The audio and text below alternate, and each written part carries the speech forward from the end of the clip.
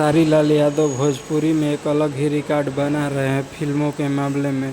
आप देख सकते हैं कि 7 घंटे में खेसारी लाल का फिल्म का व्यू 500 के भी नहीं था, लेकिन अब देख सकते हैं सिर्फ 15 घंटे हुआ और खेसारी के फिल्म का व्यू भाई 3 मिलियन पार कर गया है। मानना पड़ेगा भाई खेसारी लाल यादव को।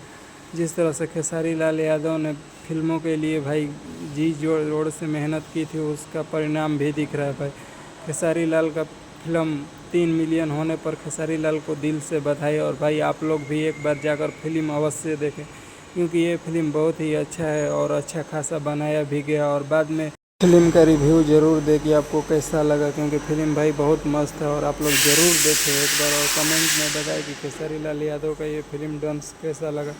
क्योंकि भोजपुरी में पहली बार ऐसा हुआ है कि एक मूवी का व्यू भाई इतना गया, नहीं तो कोई भी मूवी हो कोई भी स्टार हो इतना नहीं गया था। तो खेसारी लाल यादव के लिए एक लाइक तो बनता है।